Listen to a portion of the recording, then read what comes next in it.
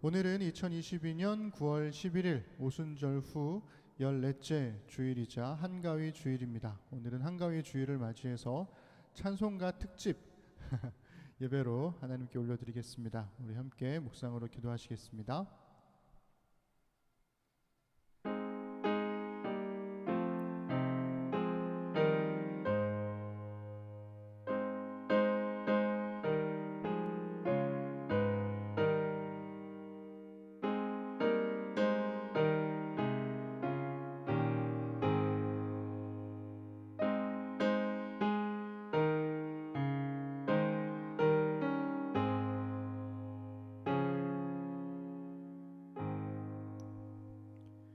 여호와를 경외하며 그의 길을 걷는 자마다 복이 있도다.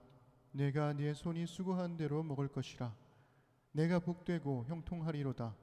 내 집 안방에 있는 내 아내는 결실한 포도나무 같으며 내 식탁에 둘러앉은 자식들은 어린 감람나무 같으리로다.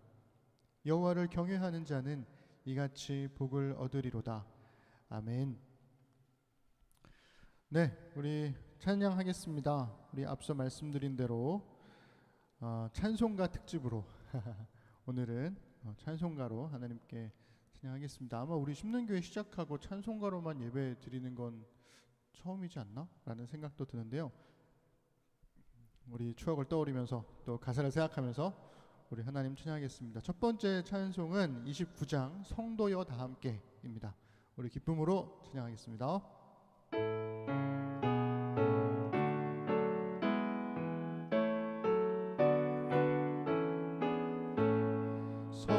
성도여 다 함께 할렐루야 아멘. 주 찬양하여라 할렐루야 아멘. 주 보좌 앞에서 택하신 은혜를 다 찬송하여라 할렐루야 아멘. 만문을 열어라 할렐루야 아멘. 온 하늘 울려라 할렐루야 아멘. 인도자 되시며 친구가 되신 주 그 사랑 끝없다 할렐루야 아멘. 주 찬양하여라 할렐루야 아멘.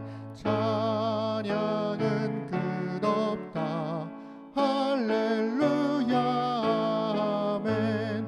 거룩한 집에서 은총 드리며 늘 찬송 부르자 할렐루야 아멘.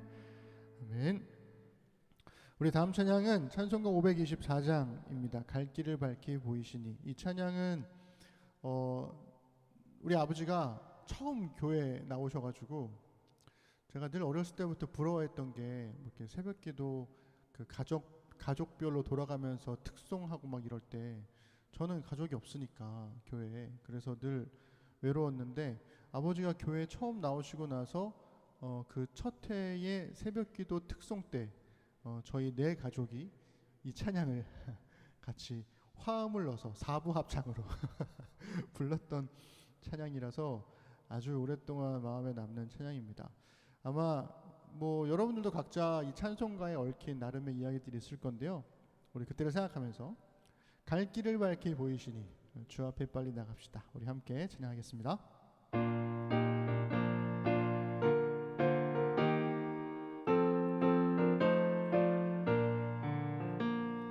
갈 길을 밝히 보이시니 주 앞에 빨리 나갑시다. 우리를 찾는 구주 예수 곧 오라 하시네. 죄악 벗은 우리 영혼은 길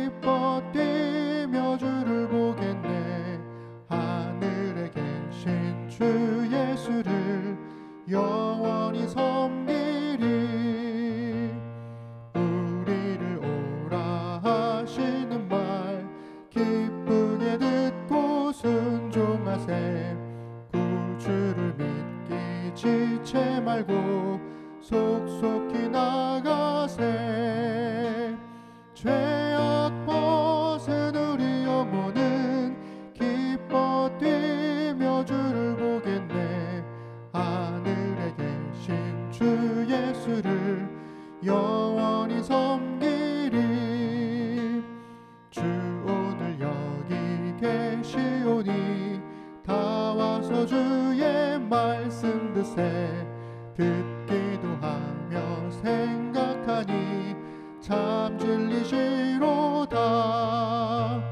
죄악 벗은 우리 영혼은 기뻐 뛰며 주를 보겠네. 하늘에 계신 주 예수를 영원히 섬기. 죄악 벗은 우리 영혼은 후렴. 죄악 벗은 우리 영혼은 기뻐 뛰며 주를 보겠네. 하늘에 계신 주 예수를 영원히 섬기리. 아멘. 우리 이어서 찬송가 391장 찬양하겠습니다. 우리 찬송가 부를 때 막 그런 추억도 있잖아요. 이렇게 엘토 불러보고 막 테너 불러보고 베이스로 불러보고 1절은 소프라노, 2절은 엘토, 3절은 테너, 4절은 베이스, 이런 거 우리 다 같이 모여있을 때 이렇게 4부 합창으로 같이 부르면 얼마나 좋을까 라는 생각도 해보게 되는데요. 네, 우리 오 놀라운 구세주 예수 내 주, 메마른 땅을 종일 걸어가도 나 피곤치 아니하며, 이 고백을 우리 함께 드려보면 좋겠습니다.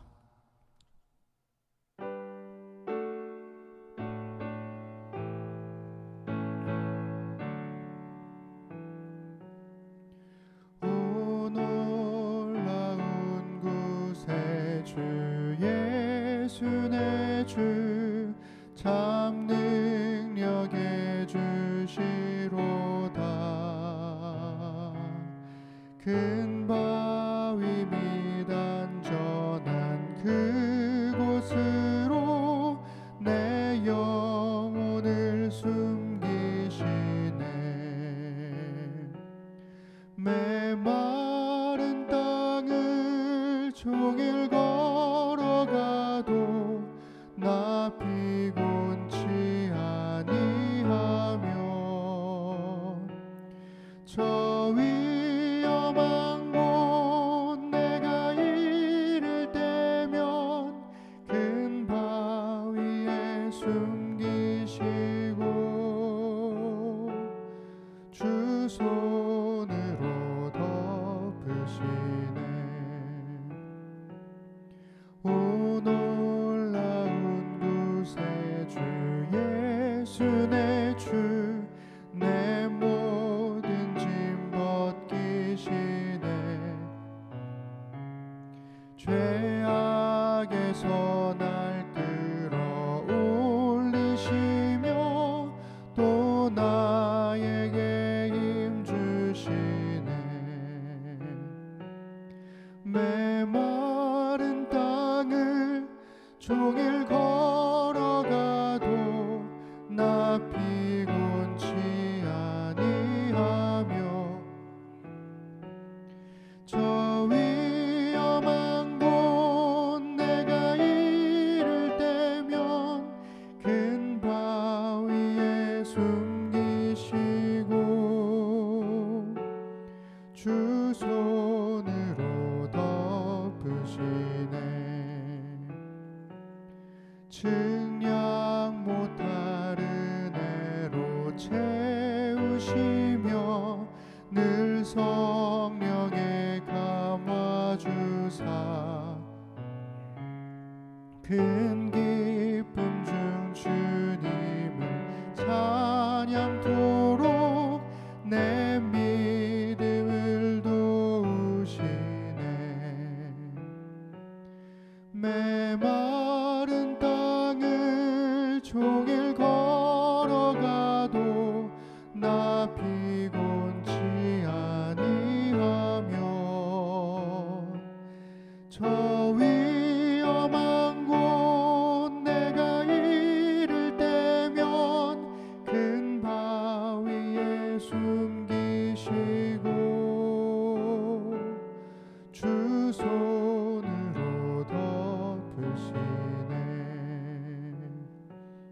주 예수님 공중에 임하실 때 나 일어나 맞이하리.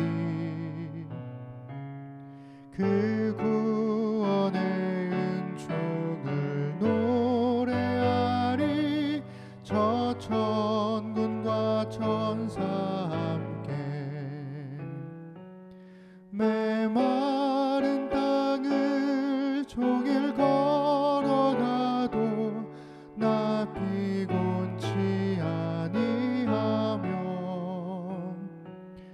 저 위험한 곳 내가 이를 때면 큰 바위에 숨기시고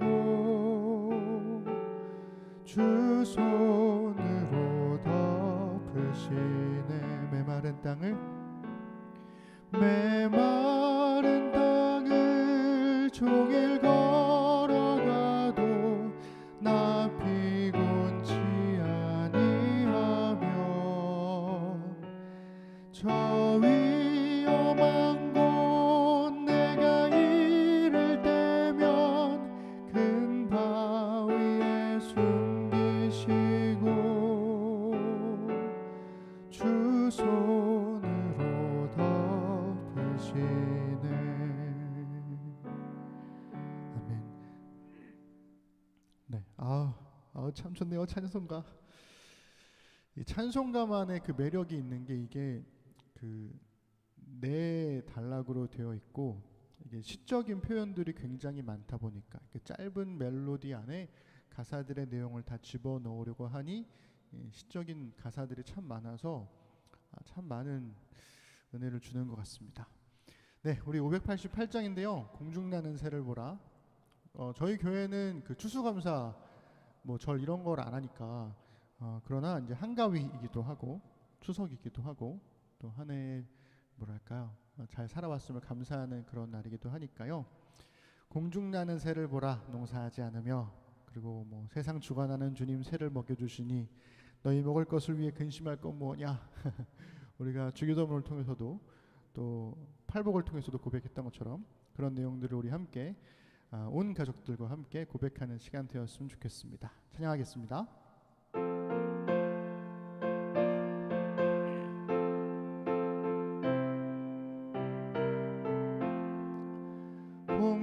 공중나는 새를 보라, 농사하지 않으며 곡식 모아 곡간안에 들인 것이 없어도 세상 주관하는 주님 새를 먹여주시니 너희 먹을 것을 위해 근심할 것 무엇냐. 들의 백합화를 보라, 길쌈 수고 안에도 솔로몬의 입은 옷도 입고만 못하였네. 아궁 속에 던질 풀도 귀히 입히시거든. 사랑하는 자녀들을 입히시지 않으랴.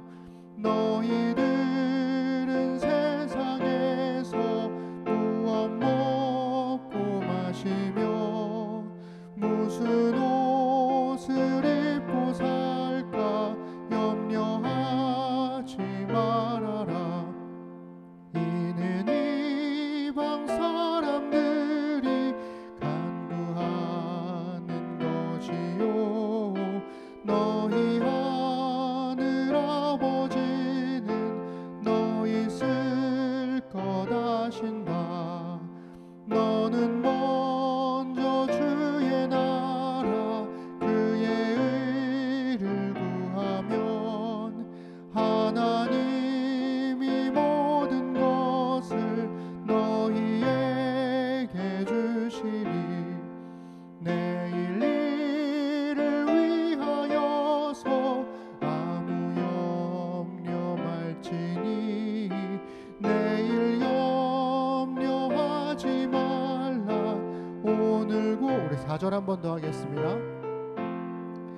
너는 먼저 주의 나라 그의 의를 구하면 하나님이 모든 것을 너희에게 주시리. 내일 일을 위하여서 아무 염려 말지니 내일 염려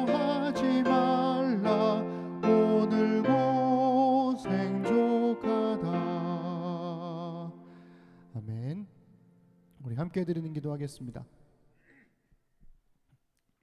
우리 첫 번째는 예배를 위해서 모든 시험에서 우리를 건지시고 인도하실 주님을 신뢰하며 찬양하게 해달라고 기도했으면 좋겠습니다. 거리두기가 없는 추석을 3년 만에 우리가 맞이하게 된 건데요. 감사하게 하시고 또 서로의 만남이 위로와 격려가 될 수 있도록 또 오가는 길을 안전하게 지켜주시기를 우리 기도합시다. 신앙의 고백이 일상의 삶으로 열매 맺는 한국교회가 될 수 있도록 기도합시다. 또 기후변화로 인한 피해와 에너지 자원을 둘러싼 경쟁이 심해지고 있는데요. 우리 국가 이기주의를 넘어서 지혜롭게 공존하기 위해서 협력할 수 있도록 기도하십시다. 추석 명절에 오가는 심는 사람들을 통해서 우리 그리스도의 향기가 전해질 수 있도록 기도하십시다. 가연자매가 중앙경찰학교에서 계속 교육 중인데요. 매 달마다 시험이 있고 그 시험 성적에 따라서 이제 발령 지역이 결정이 돼서 많이 걱정하고 또 기도하고 있습니다. 위해서 기도해 주시면 좋겠습니다. 공부 중인 우리 찬민 형제 그리고 시험 앞두고 있는 우리 진영자매 지혜와 체력 주시고 열심히 정진하는 삶이 함께 할 수 있도록 기도해 주시고요. 미래를 놓고 여러 가지 많은 고민들이 있겠지만 우리 청년들 또 우리 모든 신는 사람들의 마음속에 하나님을 신뢰하는 마음으로 하나님 앞에 우리의 삶을 내어 맡길 수 있는 그런 우리가 될 수 있도록 우리 함께 마음 모아서 소리내어 기도하겠습니다. 전능하신 아버지 하나님, 우리가 지난주 주의 기도 설교를 통해서 우리의 모든 시험 가운데 시험과 유혹이 함께 옴을 고백했고 하나님께서 우리를 성숙하기 위해서 우리에게 시험을 허락하심을 또한 알고 있습니다. 하나님, 그러나 그 시험 안에서 우리를 악에서 건져주시고 우리를 선한 길로 인도하실 주님을 신뢰함으로 사막의 음침한 골짜기를 걸어가도 주님과 함께라면 그곳이 푸른 초장이 됨을 믿어 의심치 않도록 주님 붙드시고 그 하나님의 신뢰함으로 우리의 주어진 길을 걸어갈 수 있도록 주님 붙들어 주옵소서. 하나님, 거리두기가 없는 추석을 3년 만에 맞이했습니다. 많은 사람들이 오가며 또 도로도 많이 막히고 어려움 중에 있습니다. 그러나 서로의 만남이 지친 우리 한국 사회 안에 위로와 격려가 되도록 도와주시고 오가는 길 큰 사고 없이 안전하게 이 연휴가 잘 끝날 수 있도록 주님 인도하여 주옵소서. 하나님, 한국교회가 입술로만 고백하는 신앙이 아니라 일상의 삶으로 열매 맺는 신앙이 있기를 소망합니다. 한국교회가 저 아래로서부터 하나하나 기초부터 튼튼히 하나님의 말씀을 배워가게 하시고 그 하나님을 따라 살아가도록 인도하여 주옵소서. 기후변화로 인한 피해가 세계 곳곳에 계속되고 있습니다. 에너지 자원을 둘러싼 나라들끼리의 경쟁과 또한 다툼도 계속되고 있습니다. 주님, 국가 이기주의를 넘어서 온 지구촌이 함께 상생하기 위한 협력이 있도록 주님 도와주시고 인도하여 주옵소서. 자기 욕심을 따르는 혹은 자기 민족만을 위한 하나님 그러한 정책이 아니라 함께 더불어 살아갈 수 있도록 주님 인도하여 주옵소서. 추석 명절에 우리 심는 사람들이 어떻게 살고 있는지 궁금하기도 합니다.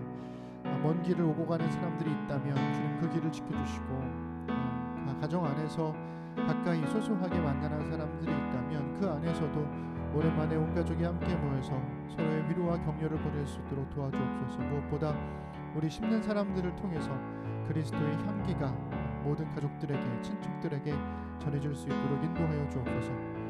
교육 중인 가연자매 주님 붙들어 주시고 그의 많은 불안함들이 하나님을 향한 기도로 바뀌어 나갈 수 있도록 걱정을 기도로 바꾸게 하시고 불안을 신뢰로 바꿀 수 있는 믿음을 우리 가연자매에게 허락하여 주옵소서. 무엇보다 다치지 않도록 하나님 붙들어 주시고 하나님께서 어떠한 길로 이끄실지는 모르겠으나 그 모든 길 위에 하나님의 선하신 인도하심이 있음을 믿음으로 고백하는, 그래서 주께로부터 오는 평안함을 누릴 수 있도록 붙들어 주옵소서. 하나님, 대학원 공부 중인 우리 찬민 형제와 또 시험을 준비 중인 진영자매에게도 지혜와 체력을 허락하여 주시고 열심히 정진하는 삶에 함께 해주시기를 소망합니다.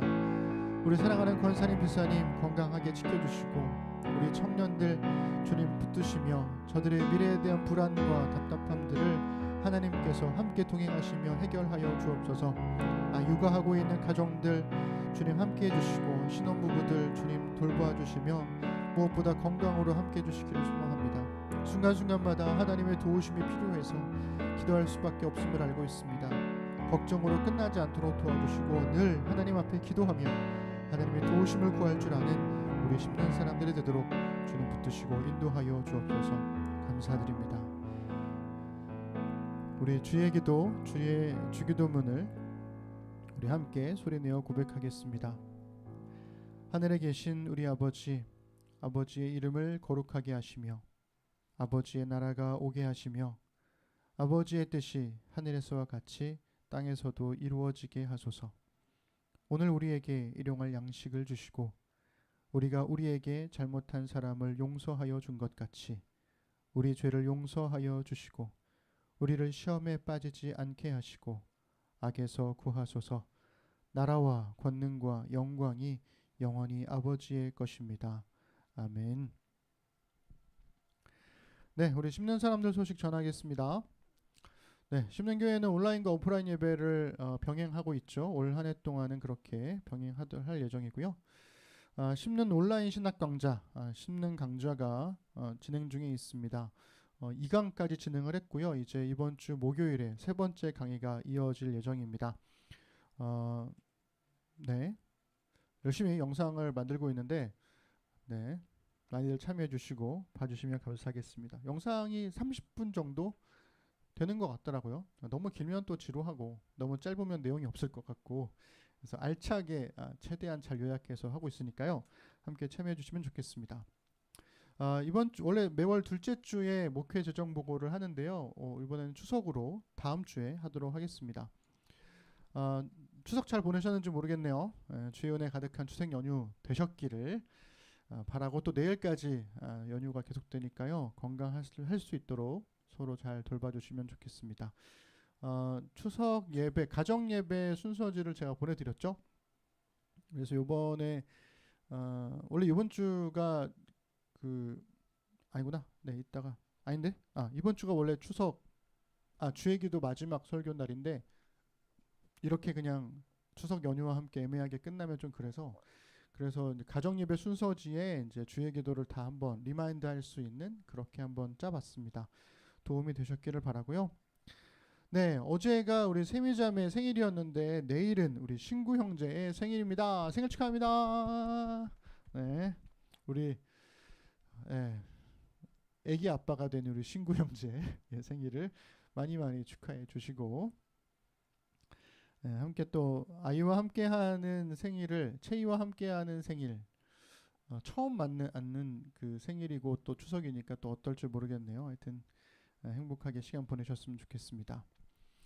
네, 우리 지난번 7월 마지막 주에 정교인 간담회를 했는데요. 운영이 모임이 계속 좀 이렇게 뭐랄까 정리하고 하는데 시간이 좀 오래 걸렸습니다. 그래서 거기서 이제 정리된 내용들을 각 소그룹별로 발표된 내용들을 간략하게 제가 그 순서지에 담아봤는데요. 올해 말까지 2022년 연말까지는 온앤오프 예배를 드리고 대면 예배로 전환하는 때부터 그러니까 아마 내년부터 되겠죠. 오후 2시로 예배를 일단 진행해 본 다음에 그 다음에 또 한번 11시로 할지 2시에 할지 한 번 더 해보자. 이렇게 최종 결정을 하기로 했습니다. 이게 아이들을 고려해서 낮잠을 고려해서 11시로 예배를 드리자라는 것과 아이들을 고려해서 2시에 예배 드리자는 이야기, 그러니까 근거가 똑같은데 시간이 차이가 있는 거라서 그래서 이럴 경우에는 둘 다 해보자 이런 거죠. 일단 2시로 한번 해보고 그 다음에 또 논의해서 어떤 불편함들이 있다면 바꿔서 또 해보면 되겠습니다. 10월 30일에요. 소그룹 예배를 드립니다. 저희가 매월마다 소그룹 예배 한다, 2달마다 한다, 3달마다 한다 여러 가지 의견들이 있었는데 벌써 올해가 이제 3달밖에 안 남았더라고요. 그죠? 10월, 11월, 12월 이렇게 3달밖에 안 남아서 또 우리 저희 하여튼 일정들이 너무 촉박해가지고 10월 30일 날 10월 마지막 주에 소그룹 예배를 그때 한번 딱 드리기로 했습니다. 이때 여러분들이 두 가지를 해주셔야 되는데요. 첫 번째는 우리가 간담회 때 했던 내용들 중에서 내년 예배드릴 장소를 추천해 주시는 겁니다. 그러니까 각자가 그 예배 장소를 찾아봐 주시고요. 그래서 그 소그룹별로 소그룹 예배 끝난 다음에 논의를 해 주시는 거죠. 그래서 각자 찾아온 것 중에서 소그룹에서 한 장소를 최종 선택해 주시는 거예요. 그래가지고 소그룹별로 추천한 그 장소들 중에서 저희가 마지막으로 최종 결정을 하는 걸로. 그러니까 소그룹이 4개면 장소가 4개가 나오는 거죠. 네, 그래서 그 중에서 이제 가장 적합한 장소를 하나 선정을 해서 내년 예배 드려보는 걸로 하려고 하니까요. 여러분들이 많이 찾아봐 주시는 게 되게 중요합니다. 그래서 장소를 찾을 때 그래도 좀 기준이 필요하다 이런 얘기 있어가지고 주차장 고려해야 되고요. 음향기기, 최소한의 음향기기가 있는지, 그다음에 음향기기가 없다면 우리가 가져가서 사용할 수 있는지, 그리고 가져간다라는 기준은 최소한의 음향기기를 말하는 거고요. 그다음에 아이들의 분리 공간이 있는지, 그다음에 시간당 최대 6만 원의 대관료. 지금 놀자가 시간당 15,000원인데요. 놀자랑 비교하면 아무데도 고를 수가 없을 겁니다. 그래서 맥시멈 최대 시간당 6만 원의 장소를 찾아봐 주시는 거예요. 저희가 그 운영위에서 한번 계산을 해봤더니 시간당 6만 원으로 3시간을 대관을 해서 1년에 48주를 사용했을 때 저희가 후원금에서 후원금 통장에 있는 가용 금액, 사용할 수 있는 금액의 약 50% 정도를 사용할 수 있다라고 하는 통계가 나오더라고요. 그래서 후원금을 얼마까지 사용 가능하느냐, 이거를 정하는 것보다 일단은 한번 장소를 6만 원 이하에서 한번 찾아보고 거기에서 가장 적합한 장소가 나오면 그걸 따라서 후원금 통장을 사용할 것을 논의해 보는 걸로 이전 순서로 가는 게 좀 맞겠다는 생각이 들었습니다. 그래서 이렇게 운영위에서 결정을 해주셨고요. 그래서 찾아봐 주시고요. 두 번째는 TFT에서 올해 초에 목회자 급여에 대한 그 안건을 잘 정리해 주셔서 올려주셨고, 그다음에 지난번 간담회 때 그 이후에 수정안을 몇 가지를 좀 보완할 것들이 있다고 해가지고 수정한 것을 또 말씀을 드리셨습니다. 그래서 기존의 안대로 할지 수정안을 할지를 운영위에서 아마 한 번 더 그 자료들을 공유를 할 거예요. 그러면 그걸 가지고 소그룹 예배 후에 논의하셔서 어떤 의견이 있는지 가져와 주셔서 소그룹별로 이제 의견 조율을 해주시는 거죠.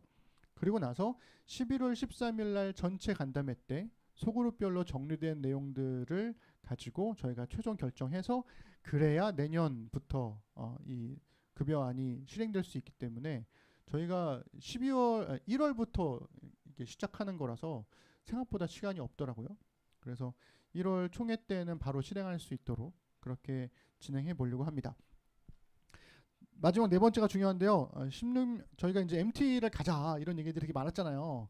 근데 이제 가을에 추석이고 또 뭐가 있고 하여튼 되게 바빠요. 우리가 왜 이렇게 바쁜지, 우리 하는 것도 없는데 왜 이렇게 바쁜지 모르겠어. 하여튼 그래서 고민하다가 심능교회 창립 4주년 때 12월 첫째 주에 MT를 가자. 이때 창립 기념 MT를 가자. 이렇게 결정이 됐습니다. 여러분들 중에서 이런 생각하실 수 있을 거예요. 왜 12월까지 미루는 거지? 이유는 하나가 있습니다. 우리 가연자매가 운영이잖아요. 근데 가연자매의 모든 시험이 끝나는 게 11월입니다. 그래서 가연자매를 고려해서 12월 첫째 주에 MT를 가는 거죠. 여러분 운영이가 되면 이러한 혜택을 이러한 혜택을 얻으실 수 있습니다. 하여튼 여러분들 생각해 주시고 왜 가연자매 때문에 이렇게 결정하느냐? 운영일을 하시면 됩니다. 입김이 들어갈 수 있다. 네. 어쨌든 그렇게 해주시면 되겠습니다. 또 궁금하신 내용들이 있으면 단톡방에 올려주시고요. 운영위에서 또 대답해 주시리라 믿습니다. 네, 우리 찬송가 213장 찬양할 건데요. 213장은 우리 지난번 그 책 모임 했을 때 찬송가 속 음악 이야기라는 책에서 배우게 된 건데요. 모차르트의 12번째 미사곡 중에서 1악장 첫 번째 곡인 키리에, 이 키리에는 자비송이라고 하는 거거든요. 이 곡이에요. 거기에다가 나중에 영국 시인 프란시스 리들리 하버갈이라는 분이 가사를 붙여가지고 찬송가로 불려진 곡입니다. 그래서 이 찬송가 왼쪽 위에 보면 프란시스 리들리 하버갈이라는 영어 이름이 1874년 이렇게 써 있고요. 오른쪽에 보시면 모차르트라고 써 있죠. 1750년, 1791년. 아주 어마어마한 곡을 우리가 찬송가 안에 가지고 있는 거죠. 우리 모차르트가 쓴 곡으로 우리 함께 찬양해 보겠습니다.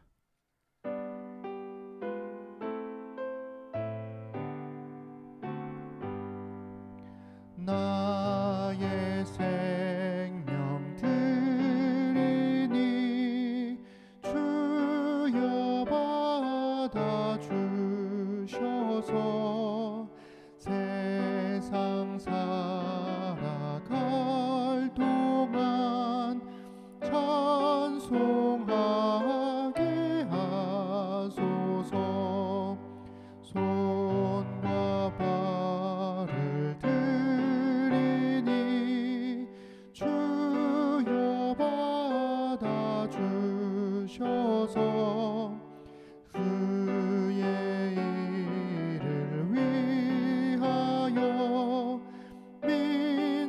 대접하게 하소서. 나의 음성 들으니 주여 받아주셔서 주의 진리 말씀만 전파하게 하소서. 나의 보화 드리니 주여 받아주셔서 하늘나라 위하여 주 뜻대로 쓰소서. 나의 시간 드리니 주여 받아주셔서 평생토록 주 위에 봉사하게 하소서. 아멘. 아멘. 오늘 주실 하나님 말씀은 잠언 3장 27절부터 31절입니다. 제가 읽어드리겠습니다. 함께 읽을까요? 시작. 내 손이 선을 베풀 힘이 있거든 마땅히 받을 자에게 베풀기를 아끼지 말며 내게 있거든 이웃에게 이르기를 갔다가 다시 오라 내일 주겠노라 하지 말며 내 이웃이 내 곁에서 평안히 살거든 그를 해하려고 꾀하지 말며 사람이 내게 악을 행하지 아니하였거든 까닭 없이 더불어 다투지 말며 포악한 자를 부러워하지 말며 그의 어떤 행위도 따르지 말라. 아멘. 네, 오늘은 한가위를 맞이해서 내 손이 선을 베풀 힘이 있거든 이라는 제목으로 하나님 말씀 나누겠습니다. 반갑습니다. 우리 신는 사람들. 네, 반갑습니다. 우리 소연자매 오랜만에 어제 봤는데 네, 오늘 또 예배 현장에서 오랜만에 만났습니다. 코로나라는 단어가 점점 잊혀지고 있죠. 물론 개인마다 좀 차이가 있겠지만 마스크를 제외하면 아예 생각하지도 않고 지내는 날들이 좀 많아졌습니다. 최근까지도 우리 심는 사람들 안에는 코로나로 고생한 교우들이 있죠. 있긴 한데 일상에서의 코로나는 이제 지워져 가고 있는 것 같아요. 추석 명절에 부모나 또 친척의 집에서 1박을 하겠다라고 하는 사람들의 비율이 코로나 이전 수준으로 돌아갔다는 그런 뉴스를 제가 봤습니다. 뭐 코로나 때문에 만나지도 못하고 뭐 각자 가족 단위로만 지냈던 지난 3년간의 시간. 근데 그때가 언제 그랬냐는 듯이 우리는 너무 당연하게 2022년의 추석을 맞이하고 있는 것 같아요. 당연한 게 아닌데 당연하다는 듯이 말이죠. 그래서 당연하지 않은 것을 우리가 당연하게 누리기 시작하면 그때부터 감사가 없어지게 됩니다. 그렇기 때문에 당연하게 누리고 있지만 결코 당연하지 아닌 것들을 하나님께 감사하고 서로에게 고마워하는 그러한 추석 명절이 되면 좋겠습니다. 아빠 엄마가 혹은 뭐 자녀들이 건강하게 잘 자라주는 거 고맙잖아요. 고맙다는 이야기들을 한 번씩은 할 수 있는 그런 날이 되었으면 좋겠어요. 저희 집은 산이가 장염에 걸려가지고 그래서 토요일 날이죠. 토요일 날 애가 이렇게 축 처져가지고 얘가 이렇게 잘 아픈 애가 아닌데 하여튼 그랬습니다. 그래서 너무 좀 짠했는데 지금은 뭐 살아났어요. 그래가지고 어저께는 새벽 5시에 깼고요. 오늘은 아침 7시에 일어나더라고요. 학교 갈 때는 늦게 일어나면서 그래서 하여튼 지금은 건강해져서 너무 감사한데 아이가 건강한 것도 참 고마운 일이죠. 아까 말씀드린 것처럼 원래는 이번 주가 주일기도 마지막 설교였는데 뭐 우리 교우들이야 뭐 쉬든 놀든 알아서 주일 예배를 하나님께 잘 드리시는 분들이지만 그러나 명절에 낀 주일이기도 하고 괜히 또 추석이라는 이름만으로도 뭔가 싱숭생숭해지고 어수선한 느낌이 있어서 주일기도를 좀 한 주간 쉬어 가보려고 합니다. 주일기도 설교 피날레가 추석 때문에 좀 흐려지지 않았으면 좋겠다 이런 마음이 있어서요. 다음 주에 주일기도 마지막 설교를 하려고 하고요.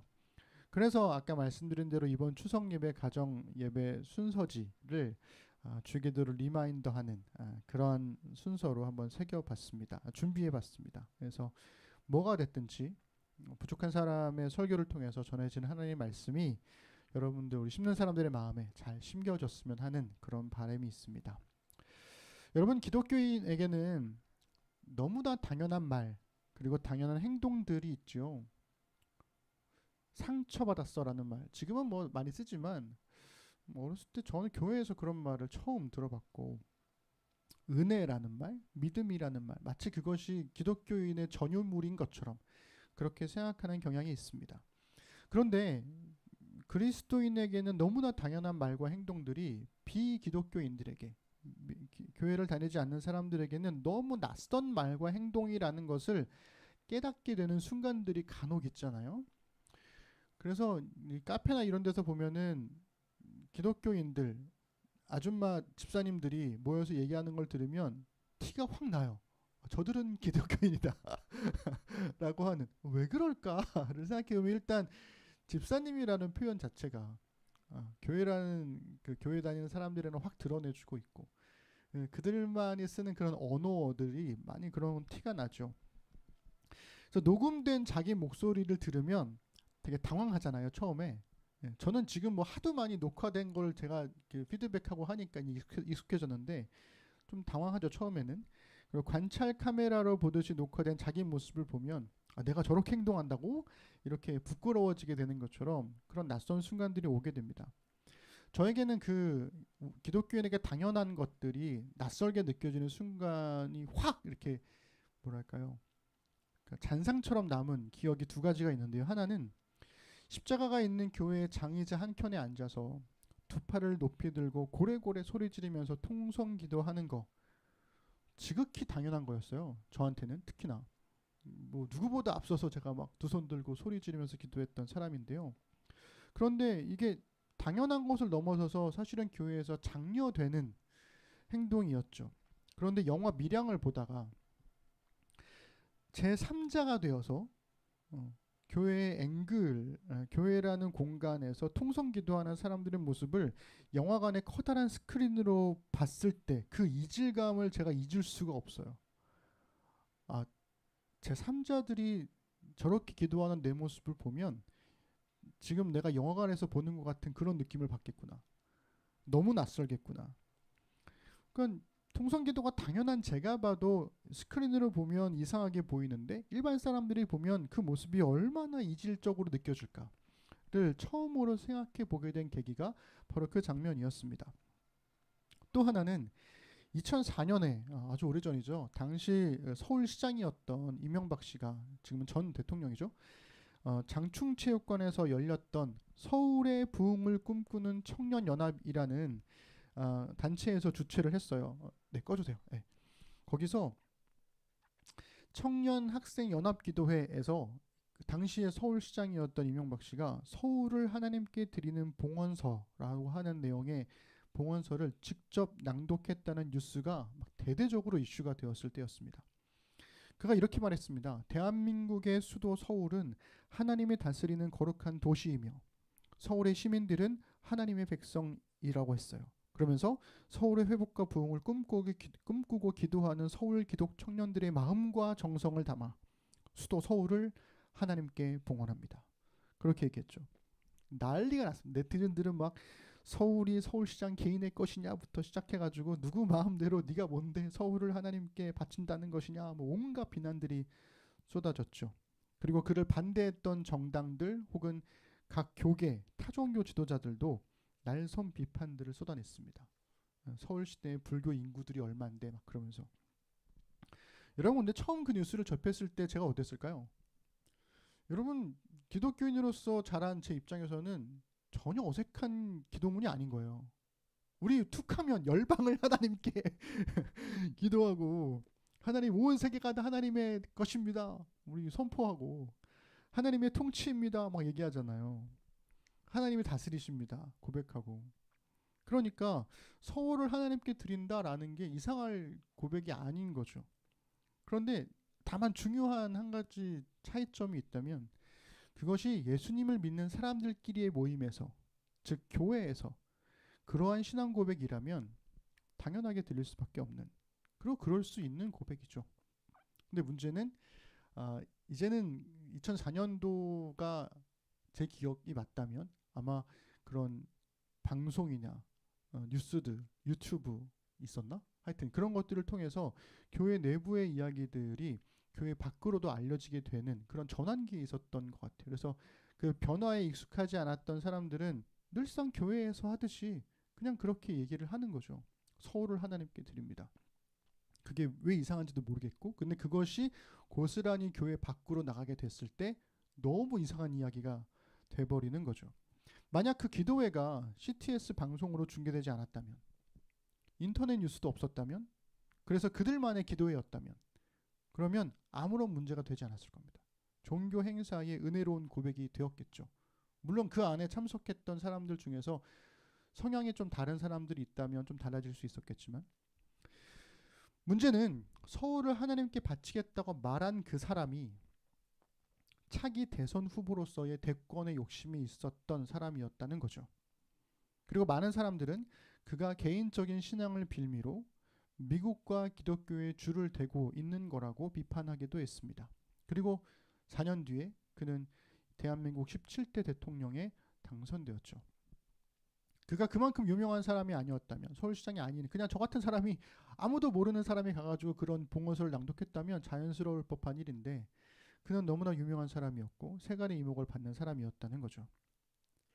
저는 기독교인에게 간절한 마음을 담은 그 통성기도, 그리고 하나님 나라를 꿈꾸는 신앙 고백 그 자체는 선하고 아름답다라고 생각합니다. 그런데 왜 영화 밀양에서, 그리고 서울시장의 봉헌서가 그렇게 당연했던 기도와 신앙 고백이 우리를 왜 그토록 낯설고 부끄럽게 만들었던 것일까를 우리가 생각해 볼 필요가 있다는 거죠. 왜 그랬을까? 그것은 바로, 저는 그렇게 생각합니다, 통성기도와 신앙 고백에 담긴 욕망 때문이라고 생각해요. 저들이 그토록 바라며 간절히 바라며 고함치는 이유가 하나님의 말씀을 따라 살길 원합니다라고 하는 소망이 아니라 내가 원하는 것들을 내가 원하는 때에 달라는 욕망이었기 때문에 그것이 민망할 수밖에 없다는 거죠. 그가 서울을 하나님께 바친다는 고백이 하나님의 뜻을 따라 서울 시민들의 삶을 보살피고 돌보겠다는 소망이 아니라 기독교인인 자기가 시장이 되어야, 자기가 하나님의 대리 통치자가 되어야 권력을 휘두를 수 있다라는 욕망 때문이었기 때문에 그게 우리에게 민망했던 거죠. 그게 우리에게 부끄러웠던 거라고 저는 생각합니다. 여러분, 기독교인은 세상에 낯선 존재입니다. 그런데 그 낯설미, 우리의 욕망 때문에 오는 낯설미라면 이거 안 되는 거 아닐까요? 그 낯설미 예수 그리스도를 닮은 성품 때문이어야 하는 거 아닐까요? 그 낯설미 우리의 기도와 고백에 담긴 하나님의 말씀과 그에 합당하게 뒤따르는 삶 때문이어야 하는 게 아닐까라고 저는 생각합니다. 여러분, 그 요즘에 타투도 많이 하고, 그 타투를 우리나라 말로 뭐라고 그래? 문신. 타투도 많이 하고 하는데, 저는 만약에 타투를 한다면 저는 히브리어로 못 알아볼 테니까 히브리어로 이 그림처럼 멋있어요. 전 그리스도인들이 이상한 거 타투 안 하고 히브리어로 했으면 좋겠어요. 만약에 그리스도인이 타투를 한다면 헤세드와 에메트라고 하는 단어를 타투를 하면 얼마나 멋있을까. 헤세드와 에메트, 이게 헤세드는 인자, 에메트는 진리거든요.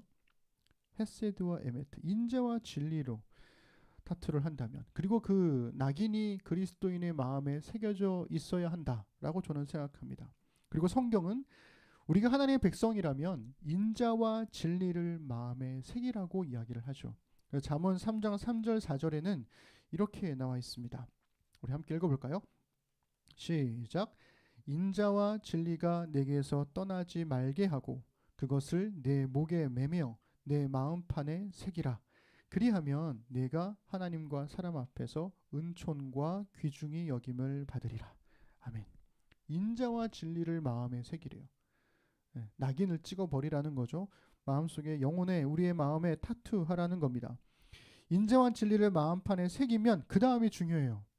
하나님과 사람 앞에서. 그러니까 하나님은 당연하고 사람 앞에서도 은총과 귀중히 여김을 받는데요. 왜 그럴까요? 하나님의 인자와 진리를 따르는 삶은 하나님을 위한 삶이 아니기 때문에 그래요. 하나님의 인자와 진리를 따르는 삶은 정확하게 사람을 위한 삶이기 때문에 그렇습니다. 그리고 오늘 우리가 읽은 말씀이 바로 그 인자와 진리를 따르는 삶이 어떠한 삶인지에 대해서 그대로 보여주는 이야기들이라는 거죠. 27절 첫 구절인데요. 우리 함께 읽어보겠습니다. 시작. 내 손이 선을 베풀 힘이 있거든 마땅히 받을 자에게 베풀기를 아끼지 말며. 아멘. 인자와 진리를 마음판에 새긴 사람은 선을 베풀 힘이 있을 때 마땅히 받을 사람에게 베풀기를 아끼지 않는데요. 왜냐하면 그 선함이라고 하는 것은 마르지 않는 샘의 근원 되시는 하나님으로부터 온 것이기 때문에 그래요. 목사님 선을 베풀 힘이 사라질까봐 걱정돼요. 여러분 그런 걱정하지 마세요. 선을 베풀 능력은 하나님으로부터 끊이지 않게 공급됩니다. 우리가 보이는 이웃에게 선을 행할 때 보이지 않는 하나님께서 그 선을 끊임없이 우리에게 공급해 주십니다. 왜 그런 공급되지 않는 것 같은 느낌이 들까요? 우리가 선을 베풀을 용기를 내지 않기 때문에. 해보면 알게 돼요. 그렇기 때문에 아끼지 말자는 거예요. 내게 있는 것을 마음껏 주자는 거예요. 나의 하나님께서 우리에게 영원한 생명을 주신 것처럼, 그리고 마르지 않는 선의 능력을 주신 것처럼 말이죠. 이어지는 28절 이렇게 얘기합니다. 내게 있거든 이웃에게 이르기를 갔다가 다시 오라 내일 주겠노라 하지 말며. 아멘. 인자와 진리를 마음판에 새긴 사람은 이웃을 도와줄 힘이 있음에도 그에게 다음에 다시 오라고 말하지 않는다는 거예요. 미루지 않고 지금 도움을 준다는 거예요. 도움을 구하기 위해서 나를 찾아온 사람은 절박한 마음이었을 거예요. 나에게 하루는 생각하고 고민할 수 있는 시간일 수 있지만 그에게 하루는 당장의 삶과 죽음의 문제일 수 있습니다. 그런 사람한테 갔다가 내일 다시 와, 내일 줄게 라고 말하는 것은 그에게 죽으라는 것과 같은 이야기인 거죠. 그래서 선을 베푸는다고 하는 것은 미루지 않고 지금 하는 거예요. 내가 이 선을 베풀면 저 사람이 어떻게 생각할까 이런 고민하지 않는 거예요. 그거는 저 사람의 몫인 거예요. 하나님께서 우리한테 마음을 주셨다면 그 마음을 삭히지 않고 가지고 있지 않고 바로바로 하는 겁니다. 왜 바로바로 해야 될까요? 가지고 있으면 딴 생각이 들어요. 다른 욕심이 생겨요. 우리가 저 사람 때문에 걱정하는 것처럼 할지는 모르겠지만 결국 그것이 우리 안에 다른 욕심들이 스멀스멀 들어오게 돼요. 그래서 바로 해야 되는 거죠. 29절 우리 이어서 읽겠습니다. 시작. 내 이웃이 내 곁에서 평안히 살거든 그를 해하려고 꾀하지 말며. 여러분 퀴즈 하나 내겠습니다. 사촌이 땅을 사면 배가 아프다 라고 생각하죠. 근데 한 초등학생의 답이 이랬어요. 사촌이 땅을 사면 보러 간다. 보러 간다. 같이 그 땅을 함께 보고 기뻐할 수 있다는 순수한 마음일 거인 거죠. 물론 우리의 마음에는 또 이런 마음이 생길 수 있어요. 어른들의 그 바래진 마음에는 근처에 괜찮은 땅이 있나 보러 함께 또 가는 거라고 생각할 수도 있겠지만 아이 때는 질투하지 않고 더불어 사는 법을 알고 있다가 어른이 되면서 점점 그 방법을 잊어버리는 것 같아요. 사촌이 땅을 사면 보러 가는 거죠. 축하해주고 해야 되는데 괜히 배가 아파. 제가 뭔가 좋은 걸 갖고 있으면 괜히 배가 아파. 제가 잘 되는 거 보면 괜히 배가 아파. 그런 마음이 드는 거죠. 그래서 인자와 진리를 따르는 삶은 기쁨에 함께 기뻐하고 슬픔에 함께 슬퍼하는 것이라는 겁니다. 자, 이어지는 30절 우리 함께 읽겠습니다. 시작. 사람이 내게 악을 행하지 아니하였거든 까닭 없이 더불어 다투지 말며. 아멘. 인자와 진리를 마음판에 새긴 사람은 내게 악을 행하지 않은 사람과 다투지 않습니다. 설령 악을 행한 사람이 있다 할지라도 그를 용서하죠. 인자와 진리를 행하신 예수님은 자신에게 악을 행한 베드로를, 대제사장들을, 유대인들을 사랑으로 용서하셨습니다. 그리고 그리스도인은 그 용서를 따르는 사람들인 거죠. 어떤 악도 예수님을 만나면 선함으로 바뀝니다. 마찬가지로 어떠한 악도 그리스도인들을 만나면 그 악이 선함으로 바뀌어야 하는 거죠. 인재와 진리를 마음판에 새긴 사람은 그래서 다툼을 넘어서 화평을 이루어 간다는 거예요. 자, 마지막 31절입니다. 함께 읽겠습니다. 시작. 포학한 자를 부러워하지 말며 그의 어떤 행위도 따르지 말라. 아멘. 인재와 진리를 마음판에 새긴 사람은 악을 따르지 않는다는 거예요. 자기 힘을 사용해서 다른 사람들을 짓밟는 사람들의 행동을 따르지 않습니다. 오히려 자신에게 있는 모든 힘을 버리고 힘을 내려놓고 하나님을 향한 인자와 진리로 순종하는 길을 택하죠. 악을 버리고 선을 붙잡는 겁니다. 정리해보면 이렇습니다. 인자와 진리를 마음판에 새긴 사람은 선을 아끼지 않고 베풀기를 미루지 않으며 질투하지 않고 더불어 살며 이웃과 다투지 않고 악을 따르지 않습니다. 여러분, 이 내용들을 하나하나 살펴보세요. 이 모두가 누구를 향하고 있죠? 사람을 향하고 있습니다. 하나님의 인자와 진리를 마음판에 새긴 사람은 다른 사람들에게 이렇게 행하지 않는다는 거예요. 이렇게 한다는 거예요. 그런데 우리는 내 것을 아끼고 베푸는 것은 다음으로 미루어요. 질투해요. 다투어요. 악을 따르는 게 더 익숙한 사람들이라는 거예요. 인자와 진리는 하나님으로부터 오고요. 인자와 진리를 따르는 삶은 사람에게로 향하는 겁니다. 타인을 위하기보다 내 자신을 위하는 삶의 방식에 자연스러운 우리가 인자와 진리를 마음판에 새기면 다른 사람을 섬기는 삶으로 뒤바뀐다는 거예요. 그것이 그리스도인의 삶이라는 겁니다. 따라서 인자와 진리를 마음판에 새겨라 라고 하는 이 말씀은 우리에게 익숙한 삶의 방식으로부터 완전히 돌아설 것을 요구하고 있습니다. 그것은 나만을 위했던 삶에서 내 주변의 사람들을 향한 삶으로 완전히 돌아섬을 의미하는 거예요. 그래서 이 세상과는 낯선 삶이 되는 겁니다. 그리스도인의 낯설음은 바로 이 인자와 진리를 따르는 삶 때문에 낯선 거예요. 저 사람은 왜 저렇게까지 하지? 그렇게까지 하지 않아도 되는데. 그런데 그 낯설음이 인자와 진리 때문에 오는 낯섦이라는 거죠. 만약 그랬다면 오늘날 세상의 그리스도인들을 바라보는 시선은 완전히 달라졌을 겁니다. 그렇다면 여러분의 곁에 사람들은 그리스도인인 여러분들을 어떻게 바라보고 있을까요? 인자와 진리가 하나님으로부터 오고 인자와 진리를 따르는 삶이 사람을 향하는 것입니다. 이렇게 우리가 알고 배우고 고백한다고 해도 그리스도인의 낯설미, 욕망 때문이 아니라 인자와 진리를 따르는 삶 때문이어야 한다는 것을 마음에 새긴다고 해도 우리는 가끔 우리가 누구인지 잊어버리고 살 때가 너무나 많잖아요. 그리고 때로는 그리스도인이고 싶지 않을 때도 있죠. 내가 왜 그리스도인이 돼가지고 이렇게 참고 살아야 되나? 내가 왜 이런 것도 당해야 되나? 이런 생각을 할 때가 많습니다. 다행인 건 성경이 인자와 진리를 따르는 삶을 강요하지 않는다는 거예요. 앞에서 읽은 모든 말씀에 전제 조건이 있습니다. 그것이 바로 내 손이 선을 베풀 힘이 있거든. 우리 3장 27절이죠. 내 손이 선을 베풀 힘이 있거든. 마땅히 받을 자에게 베풀기를 아끼지 말며. 이렇게 나와 있어요. 여기서 힘이 있거든 해서 그 힘이요. 우리 하나님을 엘로힘이라고 부르잖아요. 엘이라고 부르기도 하고 거기서 오는 그 엘입니다. 이 엘은 하나님이라는 뜻도 있고 전능자라는 뜻도 있고 힘과 능력이라는 뜻도 있어요. 올마이티의 뜻이 있는 단어입니다.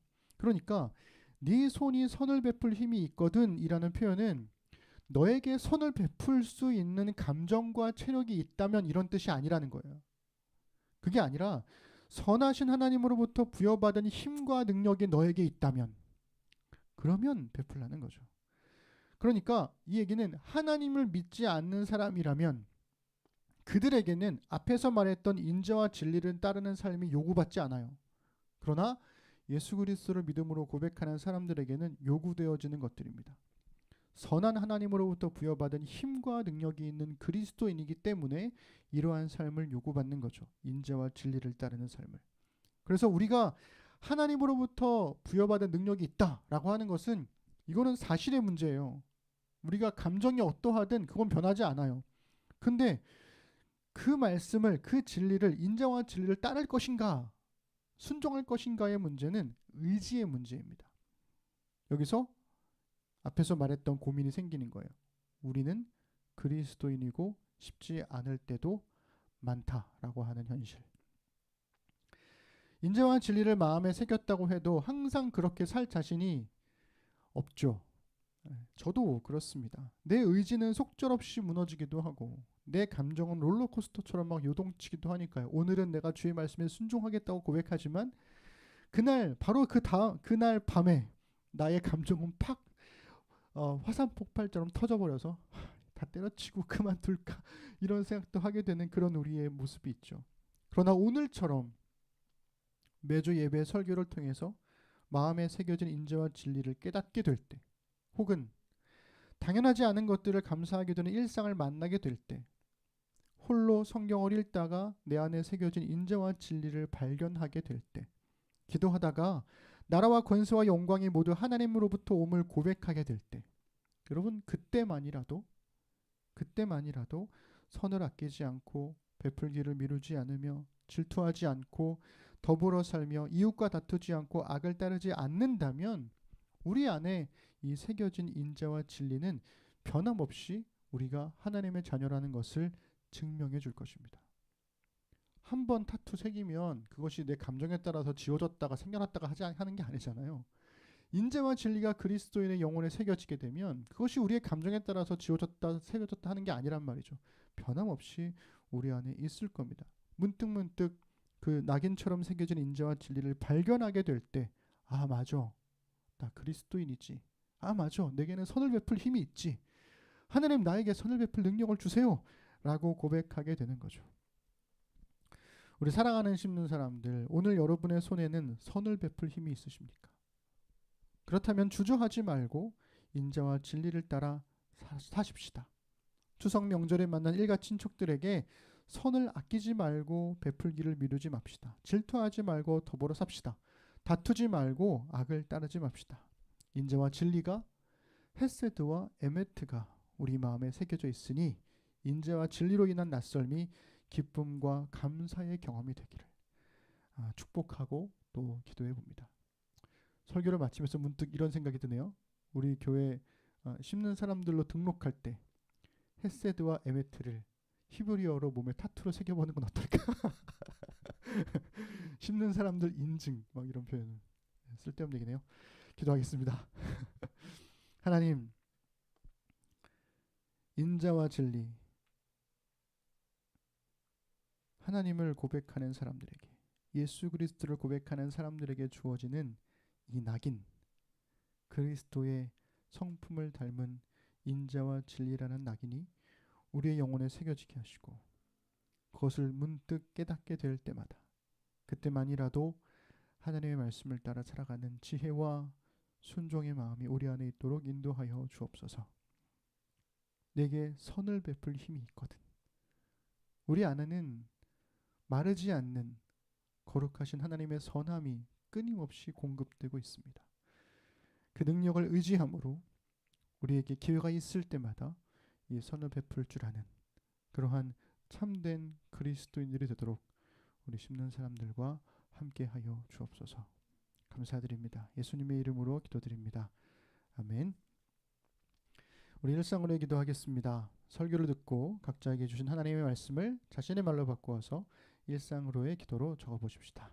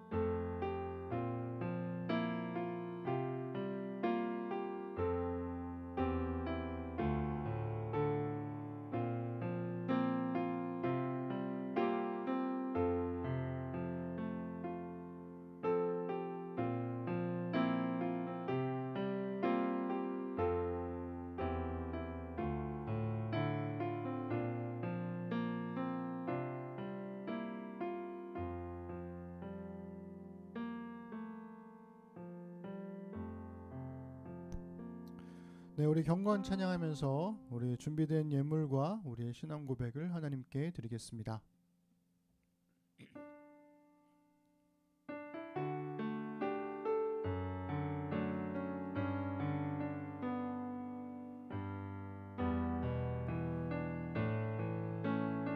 천국의 소망, 천국의 소망 품은 당신은 주님 앞에 설 바로 당신은 그의 편지로 이 땅에 보내신 주의 손과 발 작은 예수, 주님 앞에서 흠없는 경건은 어려운 이웃을 위해 삶 나누는 것, 주 이름으로 사랑을 전할 때 아름다운 주의 나라 이루어지네.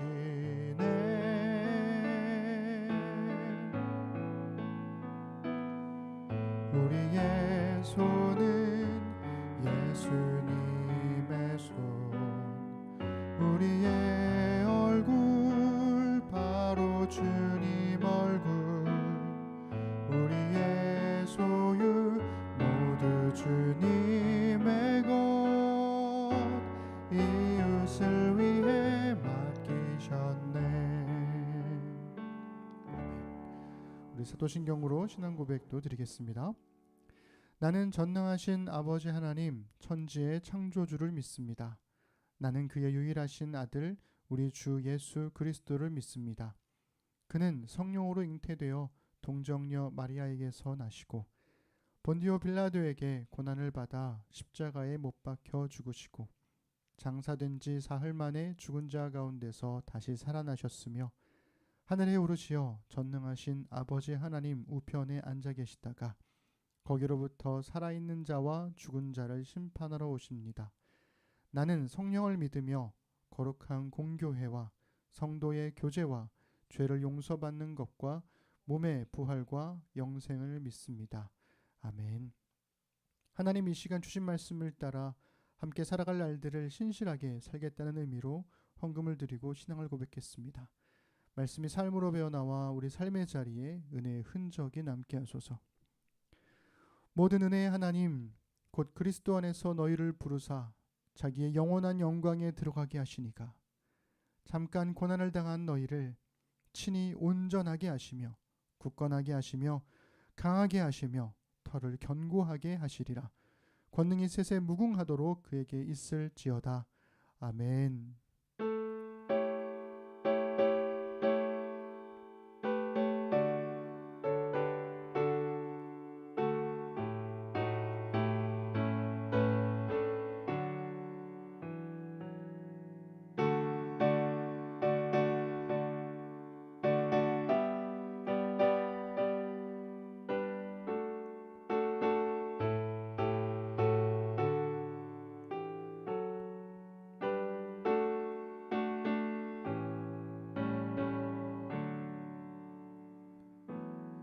우리 예배를 받으신 하나님께 우리 감사 박수 드리겠습니다.